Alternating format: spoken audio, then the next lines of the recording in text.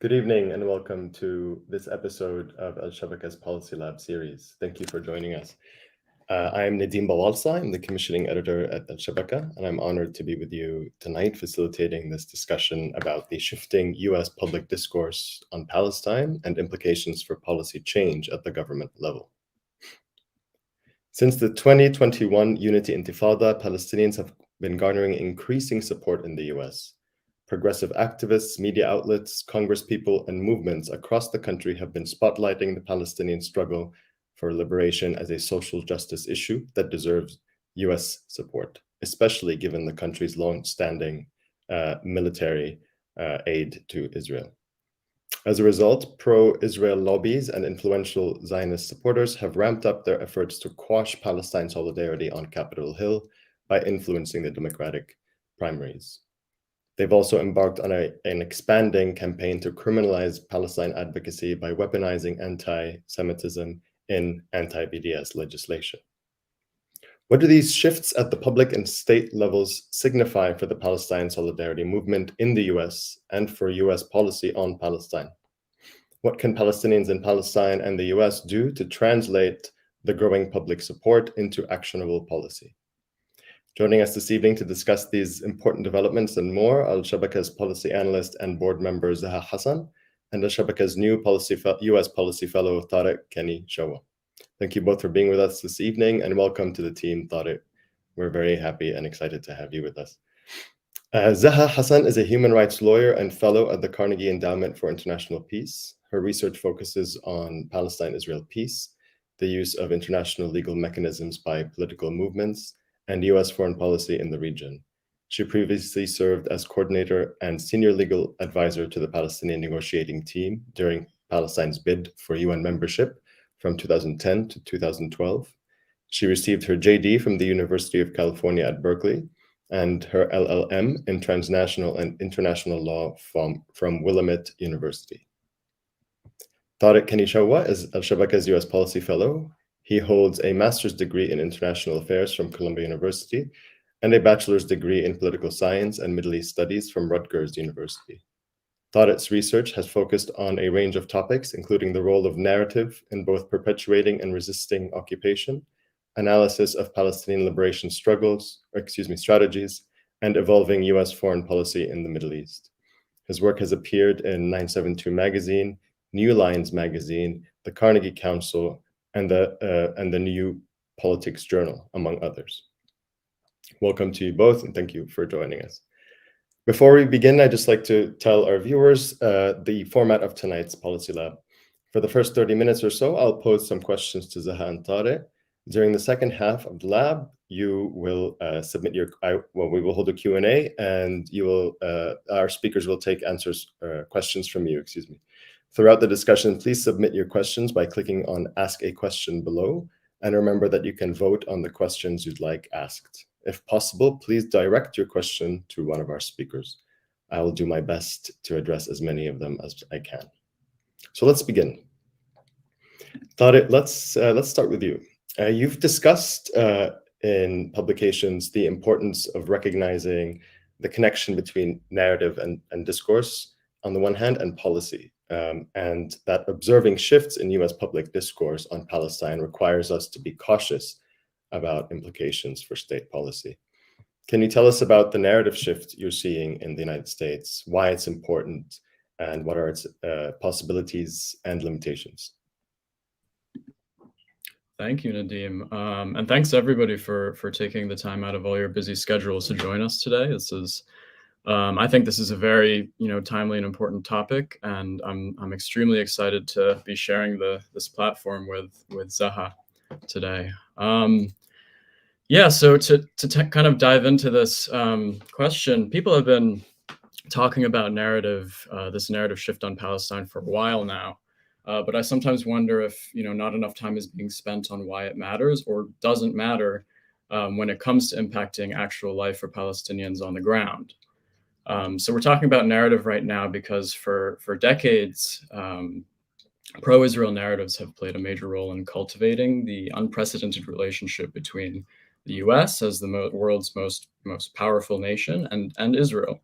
And this relationship looks like almost $4 billion of year in aid annually, a commitment to maintaining and shielding Israel from accountability for war crimes and human rights violations, and so on and so forth. The U.S.-Israel relationship is essentially integral in perpetuating occupation and apartheid. And without U.S. support, Israel's oppression of the Palestinians becomes, much more difficult. So how has this relationship been made possible? It's, in my opinion, it's not only strategic interests that brought the U.S. and Israel together, or just the pro-Israel lobby that we've, heard so much about over the past couple decades, but the fact that for a long time, pro-Israel policies and politics in the U.S. has been very popular amongst Americans. And this, I argue, is the outcome of a pro-Israel cultural hegemony that has been built through decades of narrative deployment, decades of silencing Palestinians, promoting false narratives of Israeli victimhood and bias in popular media, and fueling rampant anti-Palestinianism, which is a point that is, not touched on as much as it should be. The question becomes, I believe, what happens when this environment changes? What happens when this information and narrative environment changes? What happens when narrative shifts begin to influence public opinion in the U.S. in another direction?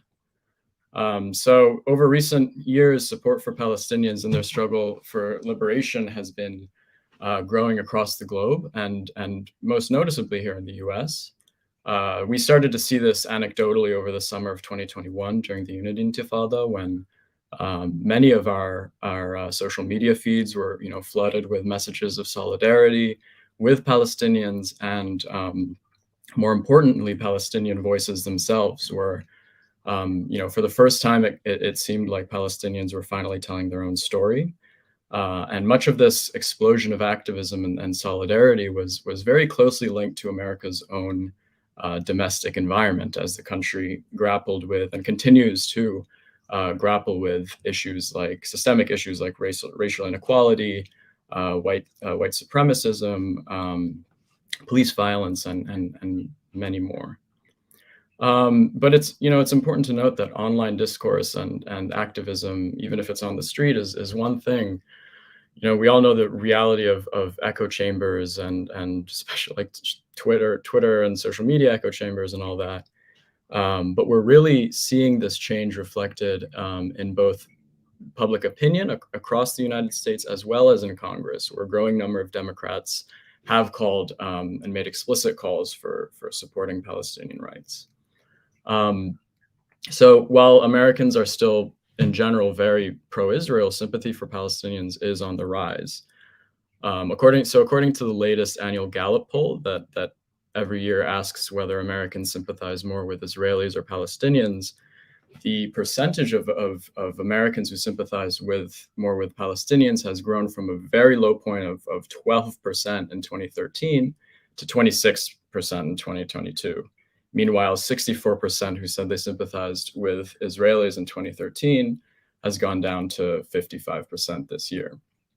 And of course, it's important to note that these numbers look very, very different when broken down by party affiliation.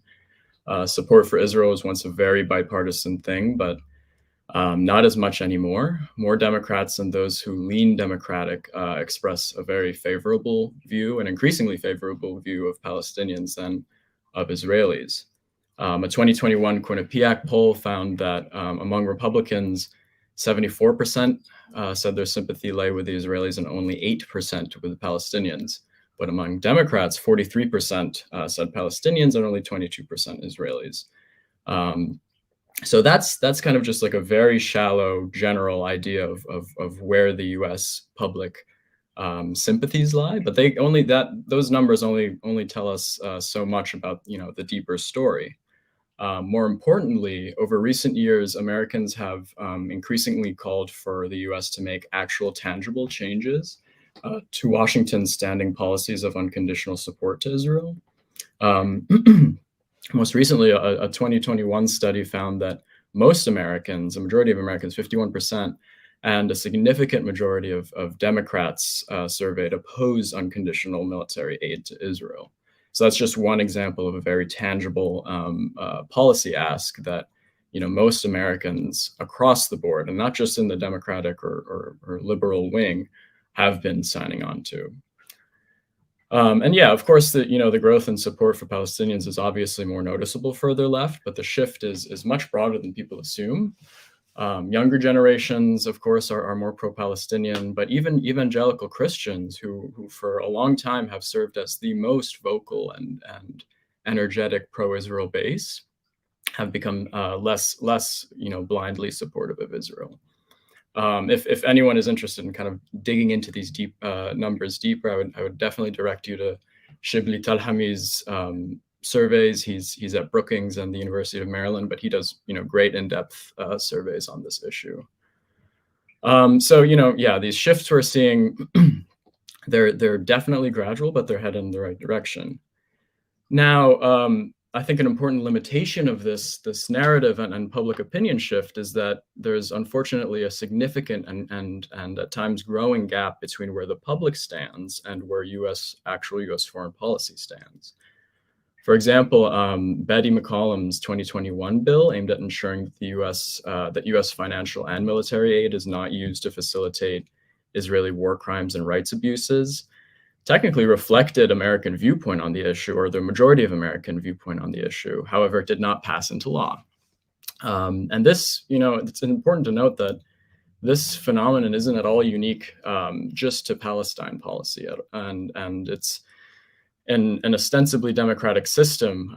Public opinion, we think, should dictate actual policy, right? But we know, unfortunately, in the U.S., that's often not the case, and you just need to look at the discourse on guns and gun rights. A sizable majority of Americans support tightened gun restrictions, like common sense background checks. But we all know how little progress has been made on that issue. Another example is Saudi Arabia. Very unpopular among Americans for various reasons. Some justified, some just rooted in rampant Islamophobia but it's to the point where Biden himself promised to treat Saudi Arabia as a pariah state during his election campaign, but ended up reversing his position because of the administration's perceived strategic interests. So the question now, I think, becomes, does this narrative and public opinion shift need to continue? Can it continue? Can it reach a threshold? Or are there perhaps more influential factors that are guiding U.S. policy on unconditional support to Israel? And this is where I believe the other two core pillars of the U.S.-Israel relationship come into play, and that's America's perceived strategic interests and the extremely effective pro-Israel lobby. I think those are the other two pillars that we really need to examine when we're talking about the potential of a narrative and public opinion shift. Perfect. Thank you. I think that's a perfect segue for the next question, which really gets at this sort of bridging that gap between public discourse and policy. So Zaha, we see this shift and the way Tariq described it, and certainly we can read about it in the piece that was just shared. So we see this shift in the public discourse, and even within the US Democratic Party to an extent, but the shift, as we know, isn't reflected in policy yet. From your expertise, are there any signs that the Biden administration is responding or will respond to the shifting discourse? If not, what is this disconnect about? Thanks, Nadim. And just to say thank you for having me today on this very timely topic as we approach our midterm elections, and then after that back into the next presidential election cycle. And I'm just really happy to be here with Tariq, who I welcome to the Al-Shabaka family very warmly. We're glad to have you in the US doing your work. So yeah, thanks for that lead up to Tariq, because it's true.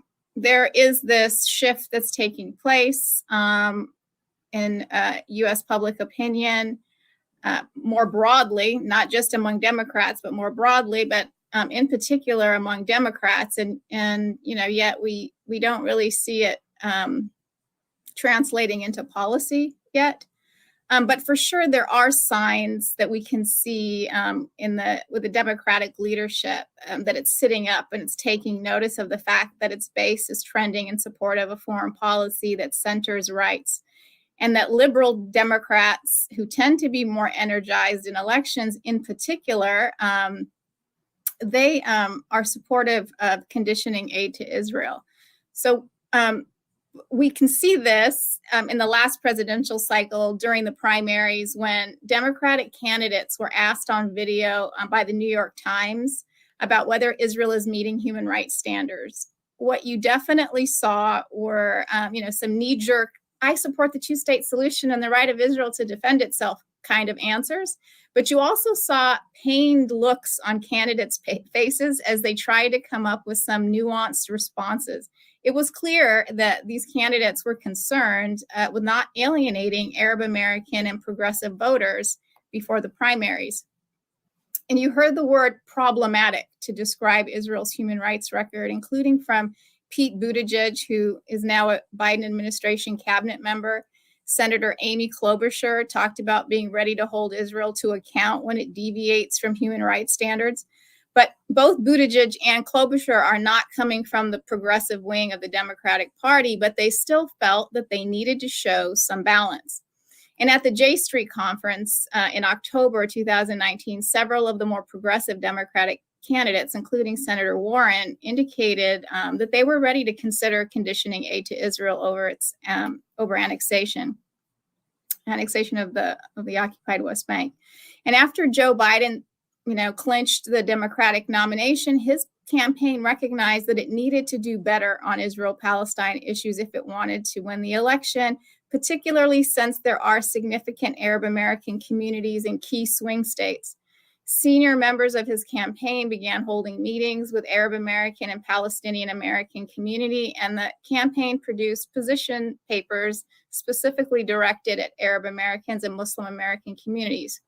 Now, granted, the campaign promised nothing on the Israel-Palestine accountability and human rights front.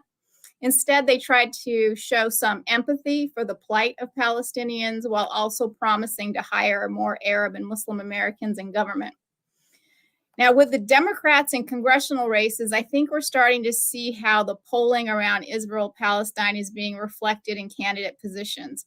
However, the rise of super PACs and dark money interest groups are hindering the progress here. We can talk about this a little bit later.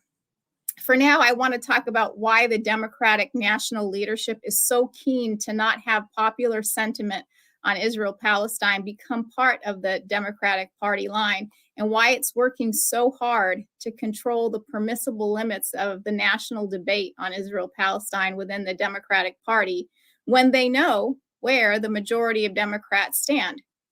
I think looking at the Democratic Party platform and how it's changed over the years is instructive here. Of course, the party platform is not a binding document. It's just an expression of the issues and a reflection of the policies that are important to Democrats in any one presidential election cycle.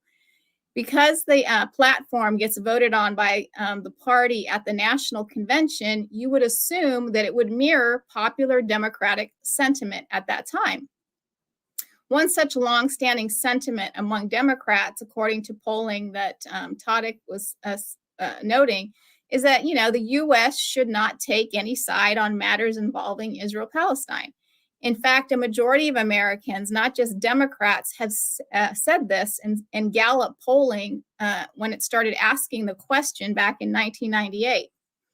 But what we find is something entirely different. In 1992, after Bill Clinton won the primary, the issue of Jerusalem as Israel's capital, which had been dropped from the 1988 Democratic Party platform, was brought back. Now recall, this is at the precise moment when George H.W. Bush had brought Palestinians to the Madrid Peace Conference to negotiate with Israel. Now, why would Democrats want to prejudge negotiations like that in the party platform when the majority of Americans and Democrats don't want the U.S. to take a side? In fact, from 1992 and throughout, the Israel-Palestinian negotiations up until 2020, what you see each presidential election cycle is a ratcheting up of references to Israel in the platforms of both political parties. Sometimes the language in the Republican platform about Palestine and Palestinians actually looks better than the Democratic platform. It is, after all, the Republican platform in 2004, when George W. Bush is the incumbent, that we see the first mention of support for a Palestinian state in a party platform. At the same time, when John Kerry is running for office against Bush in 2004, when we see the most, that's where we see the most egregious language on Israel-Palestine, the Democratic Party platform. The platform includes language that stacks the deck against Palestinians in any negotiations with Israel. It tells Palestinians that Jerusalem is Israel's capital, like what we saw when Clinton was running. But it also says that Palestinian refugees should not return to their property inside Israel, but should be resettled in any Palestinian state. We see that, it's unrealistic for Palestinians to think that they will see Israel go back to the 1949 armistice line in any signed peace agreement.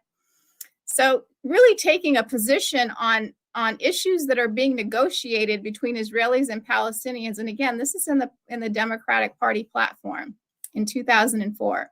And for the first time in that platform, we see Israel described as a Jewish state. That wasn't in the Democratic platform before, nor was it in the Republican platform before 2004. It only becomes part of the Republican platform in 2008. So what happens in 2012, I think, sheds some light on what's going on inside the Democratic Party when it comes to Israel-Palestine. During the platform drafting committee meeting, a version of the Democratic platform is prepared that does not include a reference to Jerusalem as the capital of Israel. A few days earlier, the Republicans had passed their platform in which Jerusalem was mentioned as the capital of Israel. So the Romney campaign used the opportunity to castigate Democrats in the media for cutting out the language on Jerusalem and not being sufficiently pro-Israel. So what was the response of the leadership of the Democratic Party? Well, they decided to just dispense with any semblance of democratic process. When the convention hall was about 2/3 empty, the chair of the drafting committee submitted an amendment to the platform to add the language that Jerusalem is Israel's capital back into the platform. Now, they did this by suspending the rules and having a voice vote, and the convention chair had to take the voice vote for 3 times before giving up and just falsely claiming that the hall voted in favor of reinserting Jerusalem as the capital of Israel into the platform. Now, why would the Democratic leadership do something so undemocratic on an amendment contained in a document that's not binding on anyone? The reason lies in the fact that the party platform is consequential, and not just as an aspirational expression of the party. That's because it functions after the primaries and the party conventions as a marketing tool for those single issue mega donors that Democrats compete over with Republicans. These big money donors and their PACs and super PACs cross party lines back and forth to ensure that pro-Israel issues are protected. The reason why the pro-Israel provisions in both the Republican and Democratic platforms keep getting ratcheted up over the decades is precisely because these two parties are competing for these same donors.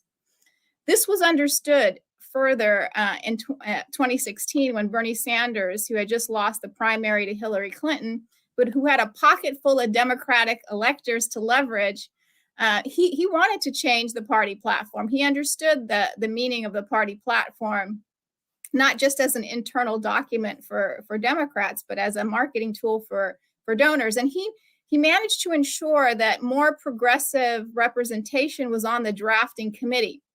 But the majority of the people on the drafting committee were selected by the DNC, the Democratic National Committee, and the Clinton campaign. So even though Senator Sanders managed to get social justice activists like Dr. Cornel West and Jim Zogby and House member Keith Ellison, first Muslim American House member, Congressmen, Deborah Parker, a Native American activist, Bill McKibben, an environmentalist. Though they were on the drafting committee, the majority of the committee were very supportive of Clinton, and we're not going to rock the boat on traditional pro-Israel party lines. So though we had a great, robust debate around Palestinian rights for the first time, really, and it was open, and we could see that in the various locations where they had town halls, it didn't get reflected in the actual platform. Now, in 2020, with the threat of Trump's reelection looming and COVID restrictions in place, the party platform drafting meetings and debate were held virtually, which really limited the opportunity for folks to engage with other people and to lobby each other. The main argument advanced by those opposed to mentioning Israeli settlements and human rights concerns in the platform came from those who said, we have to maintain party unity. That argument was made by a member of the committee who had worked as a consultant in Israel to the NSO Group, the developer of the Pegasus software used to target human rights defenders and political leaders around the world, including in Palestine.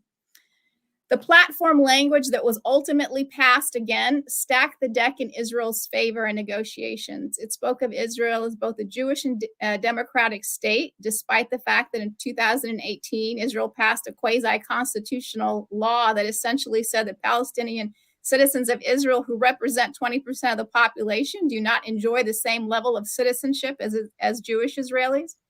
The party platform also said oxymoronically that the party opposes BDS while also protecting free speech. There was nothing in the platform to reflect the fact that a year earlier in polling, 71% of Democrats favored conditioning aid to Israel. So what's going on here is like a concerted effort within the Democratic leadership to keep a party line that they believe will appeal to electorates in swing states. To appeal to those voters, Democratic Party elites are changing Democratic position to make them appear closer to Republican positions on Israel-Palestine because they don't want to stand out as an outlier with the various mega donors they're competing for. And I'll stop there.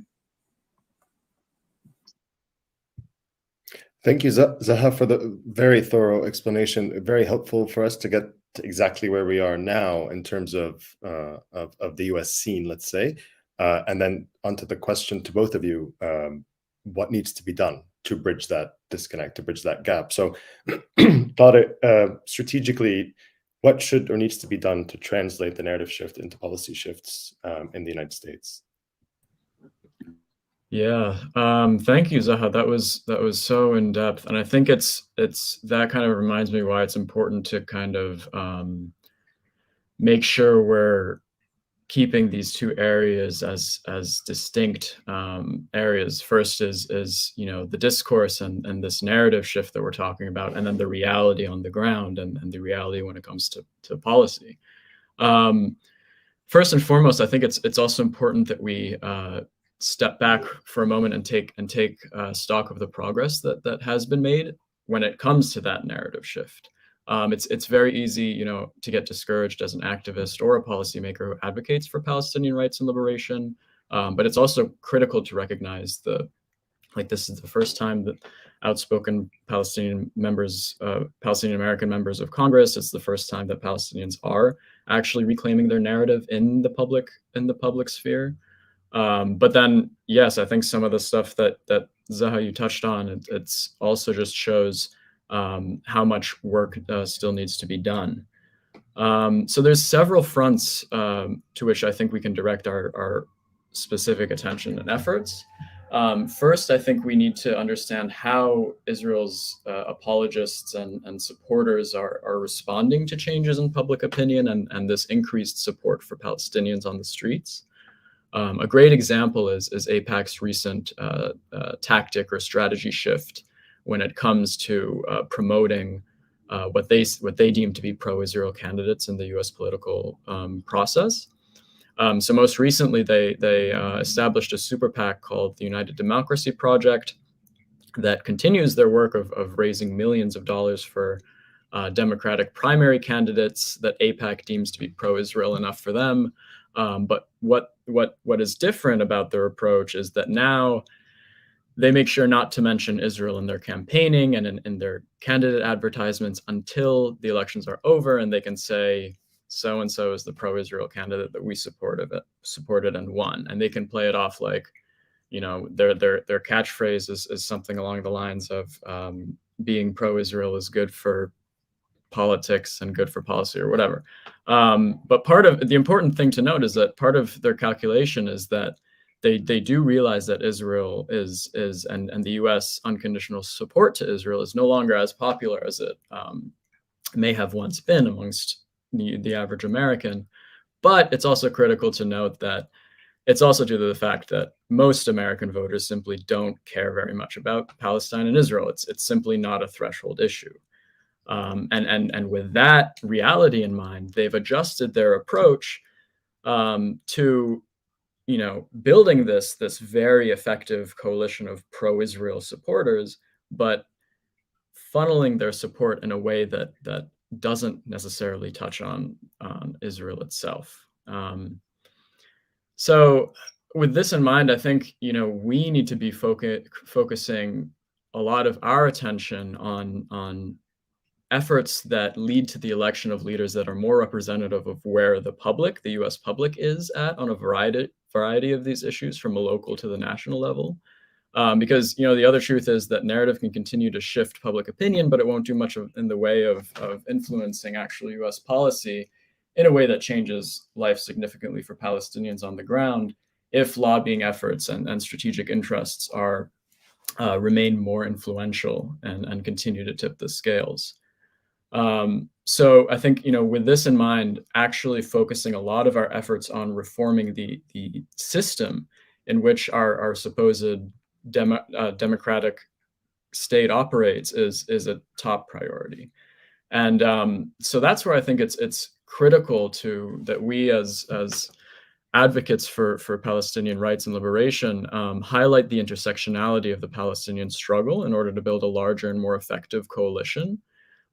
So this involves, uplifting movements like Black Lives Matter and the campaigns for indigenous rights here in the US, tapping into growing calls for systemic reform and clearly making the point that if you're against these range of issues of discrimination and oppression at home, then the same standards must be held abroad, because of the immense role that the US plays in shaping the world, and because of the potential that the US can influence its closest allies.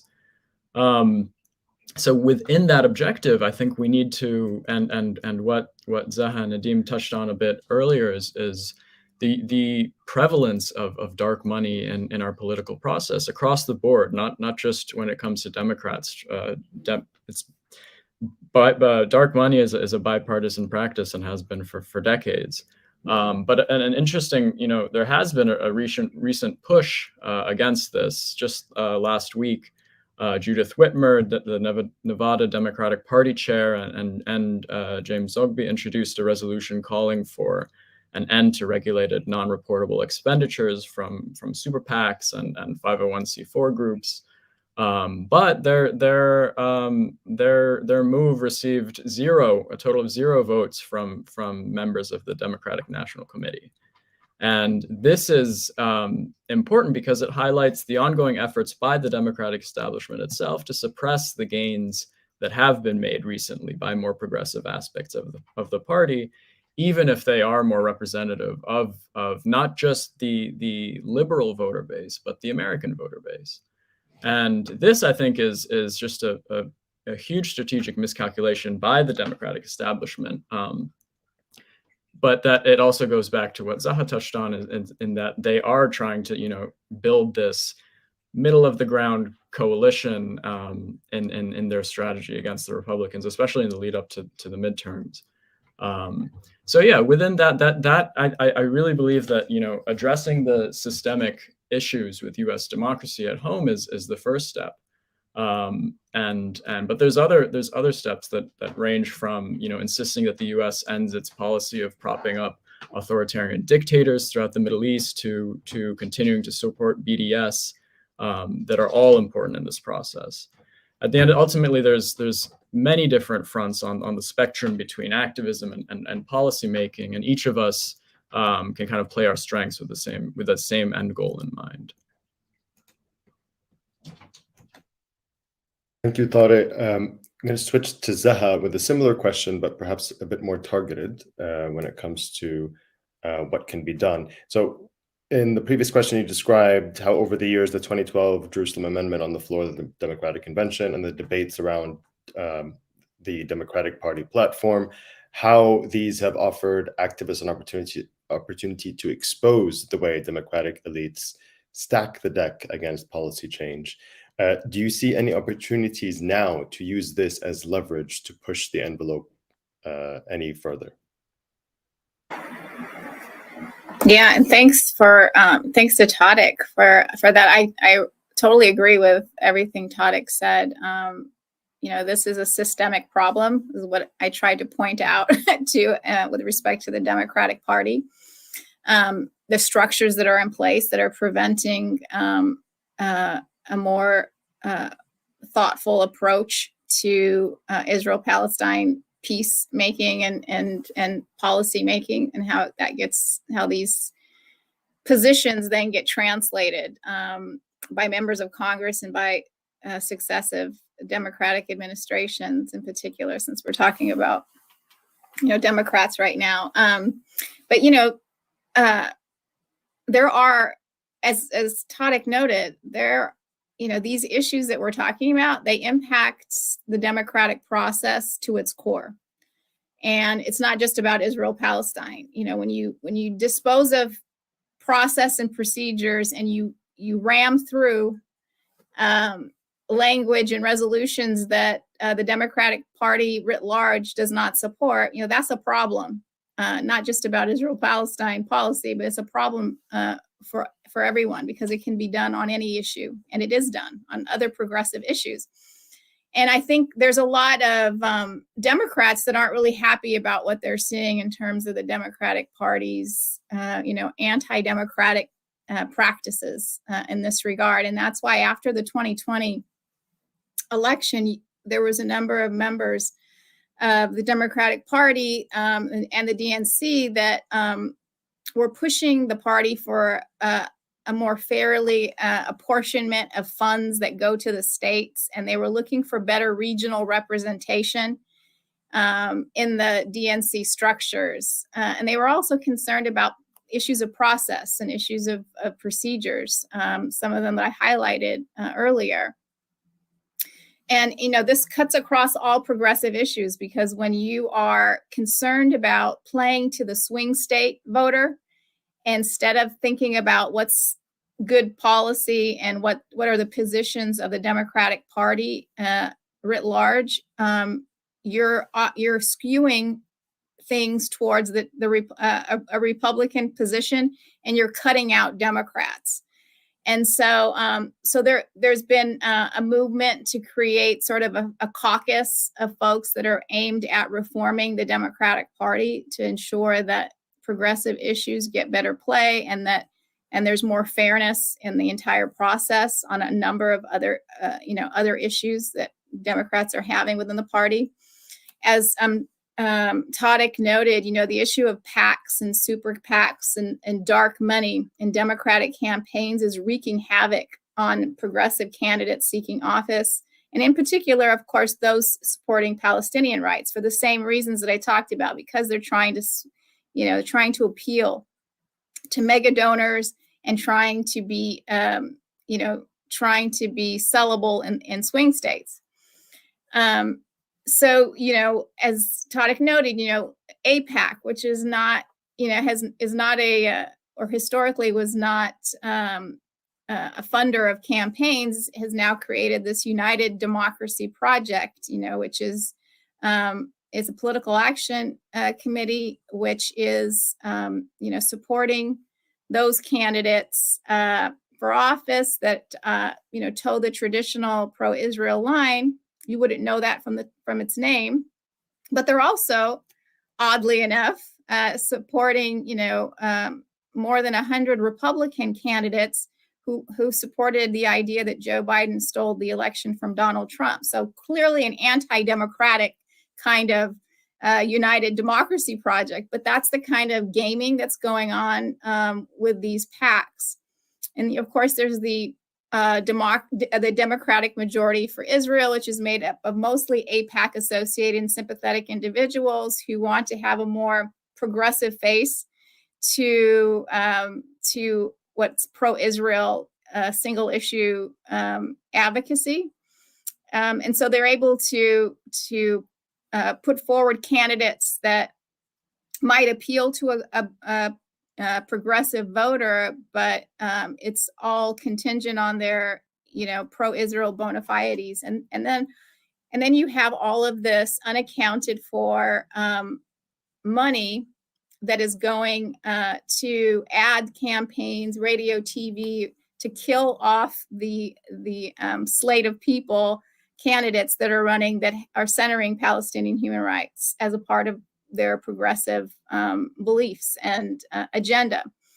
It's said that about 60% of all the ads in the House primaries are coming from super PACs and dark money sources right now. So what's really disturbing this week, and Tariq noted that, was that, the Democratic Rules Committee of the, this is the DNC's Rules Committee, got together to try to ban not dark money from all campaigns, just dark money in the Democratic primaries, which they have control over because the primaries are owned by Democrats. It's not a federal election campaign. It's part of selecting the party's slate.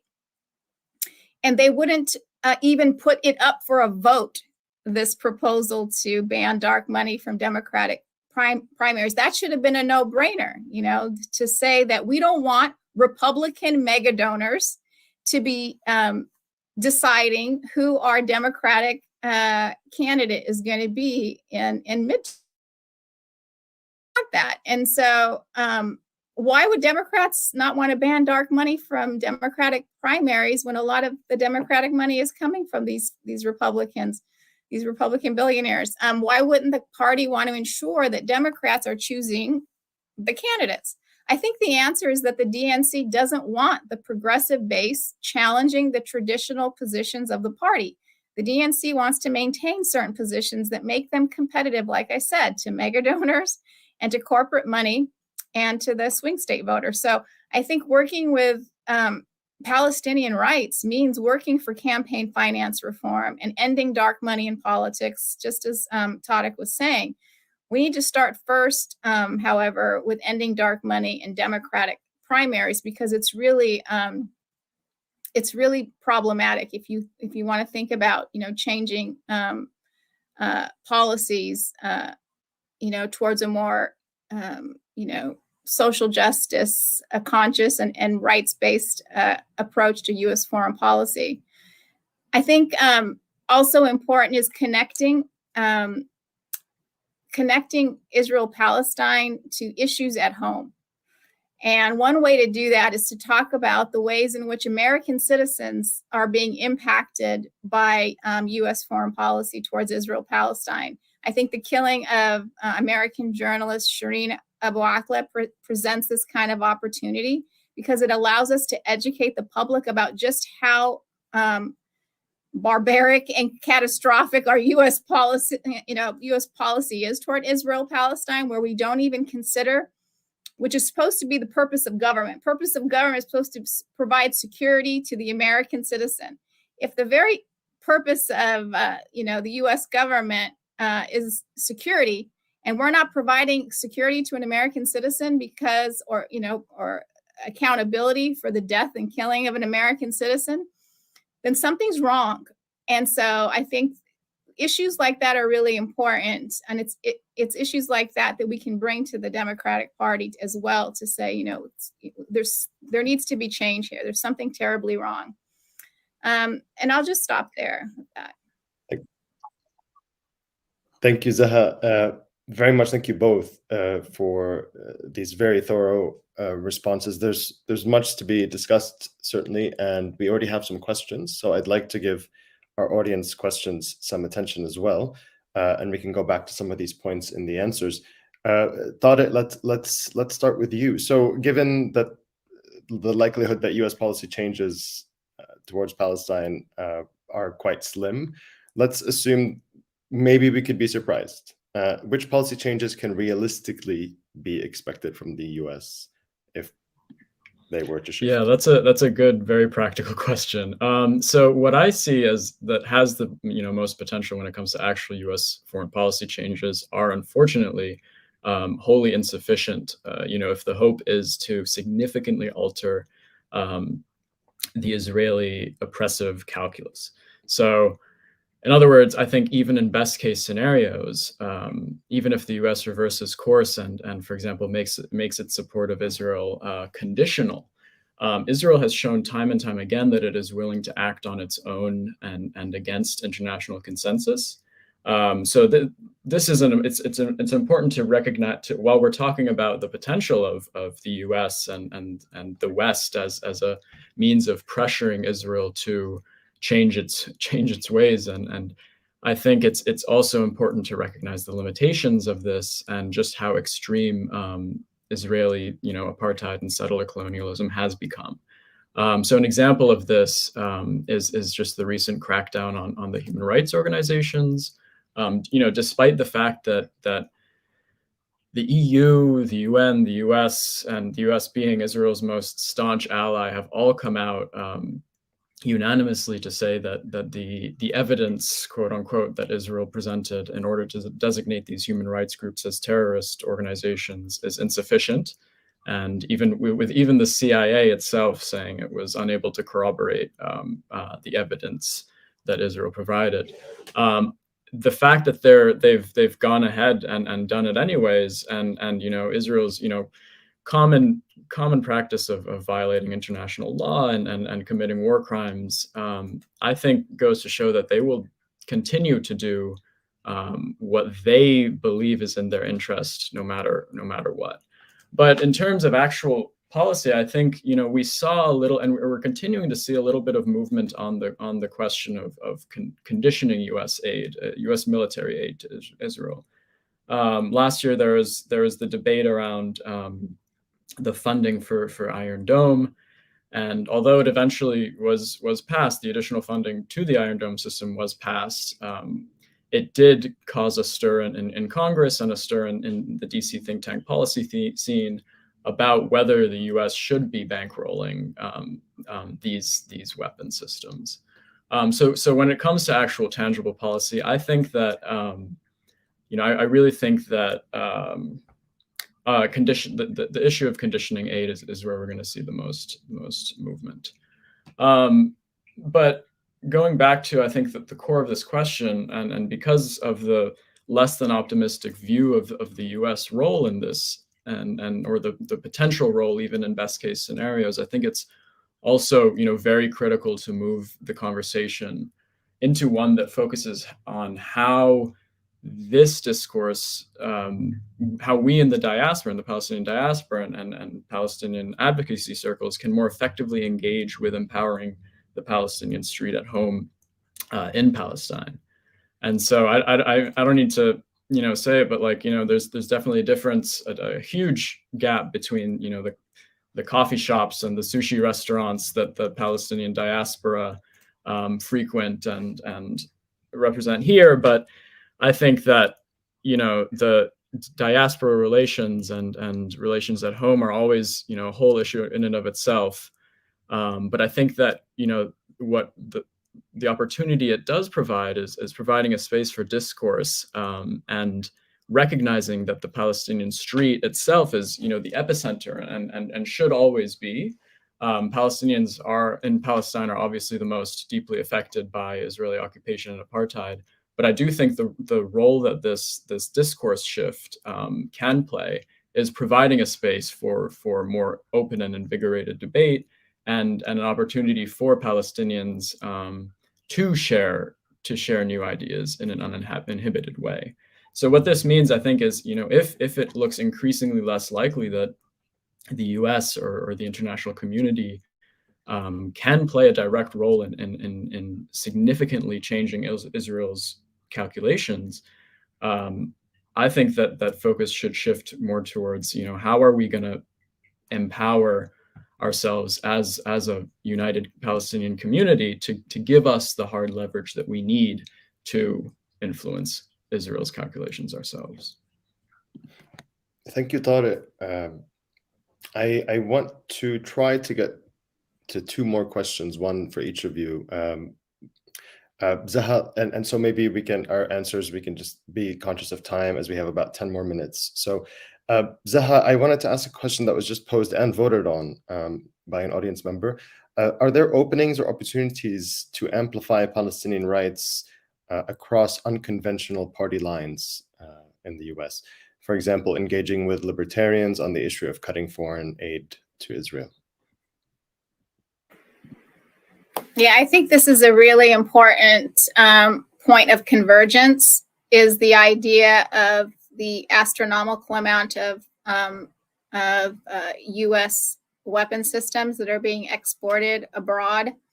In the Middle East alone, I think 65% of all U.S. weapons are dumped in the Middle East. So if you think about that, that amount of money that means is being taken away from U.S. domestic programs, things like healthcare, things like, not being able to pay off student debt that's really debilitating Americans. I mean, there's just a multitude of issues that we have here, really addressing climate change and creating new opportunities around renewables. I mean, there's a lot of ways in which we could be using the billions of dollars that go not just to Israel, but I mean, even just the weapons that we're selling to Saudi Arabia and other countries in the Middle East.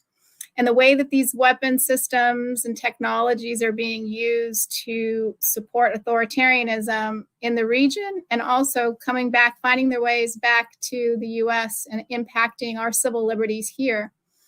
There's a lot of points of convergence that we could be working collaboratively with others on, and it shouldn't be just about Israel-Palestine. That's the point I was trying to make earlier. Like these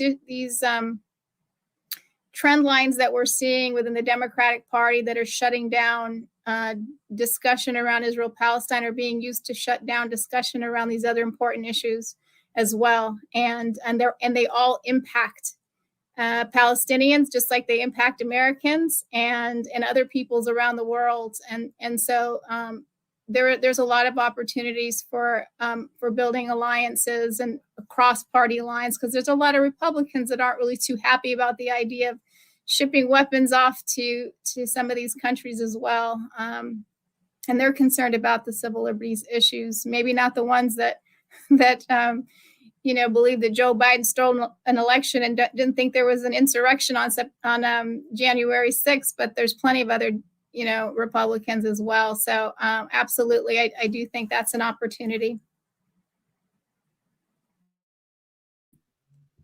Thank you, Zaha. Tariq, let's dig a little deeper into that notion of the Palestinian street from what you just answered. I'm curious if, yes, there are certainly limits to actual policy shifts, but what can be said about diaspora solidarity or U.S., let's say, the U.S. Public discourse shift? Can this shift in the U.S. actually impact the Palestinian street and the struggle for liberation, irrespective of policy? Yeah, I think that's a great kind of like forward-looking question, and it's something that I'm thinking about a lot as part of the Palestinian diaspora, and just as and as someone who's just joined the team at Al-Shabaka, I think part of Al-Shabaka's role is to provide this network and this platform for engagement between the fragmented reality that encapsulates the Palestinian experience.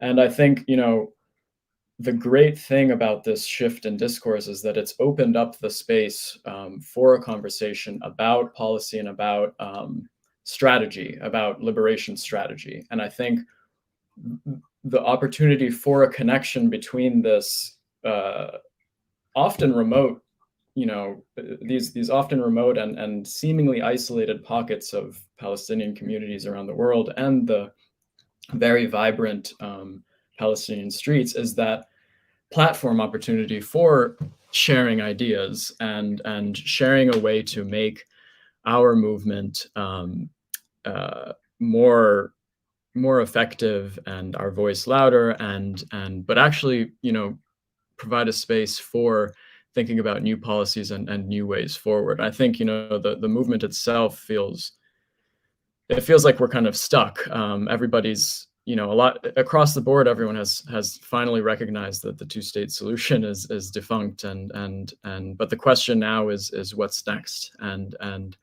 if we can all come to an agreement on that, then what are the actual strategic what does that mean strategically for a movement, and that is so historically physically fragmented if unified by end goal. So yeah, what I think this shifting narrative abroad, what I think it does for the Palestinian street is it opens up another potential avenue for uninhibited dialogue, and I think that's critical for sharing ideas from wherever they come from. Thank you, Tariq. Well, we actually have time for one more question, as we still have 4 minutes on the clock. So Zaha, let's end with you. Our audience members asking, how are the debates in the United States around BDS, the boycott, divest, sanctions movement, impacting public discourse?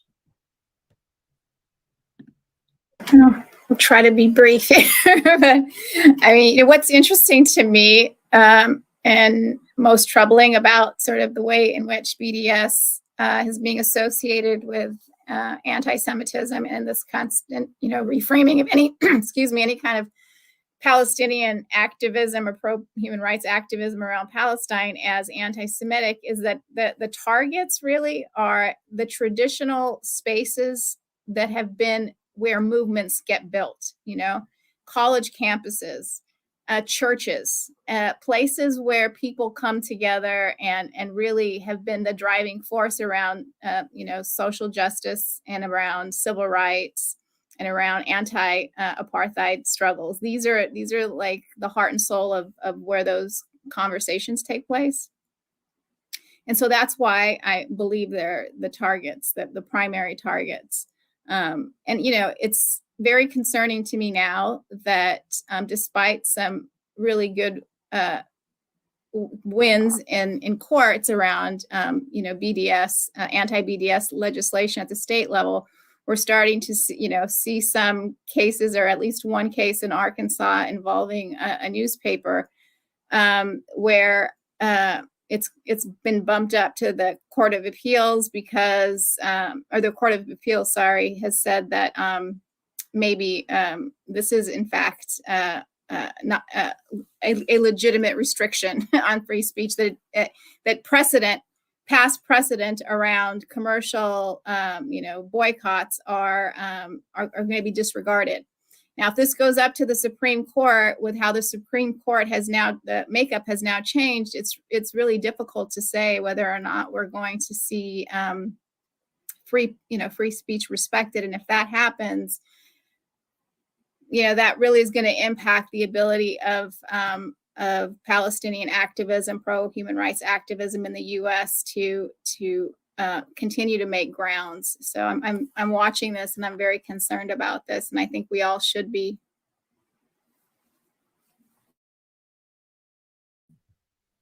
Thank you, Zaha.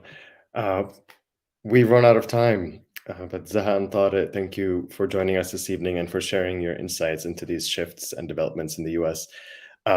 It's certainly undeniable that the U.S.'s policy towards Israel has long prevented changes to its policies towards Palestine. But the positive shifts in the U.S. public discourse are unprecedented. I don't think any of us would have thought that we would have reached this level of global support for Palestine, at least not in our lifetimes, even if Biden or any future administration does little to reflect that. So maybe there's reason to be optimistic, though it will take time and great effort from Palestinians and our allies in the U.S. and beyond. Thank you both for bringing these important perspectives to our attention, and thank you to our audience all over the world for attending this lab and submitting your thoughtful questions. As always, before we sign off, I'd like to remind everyone that Policy Labs are a crowd-funded program of Al-Shabaka, so we do rely on your continued support. If you're able to donate, please do so by clicking on the donate link that should now appear on your screens. Thank you everyone, and good night.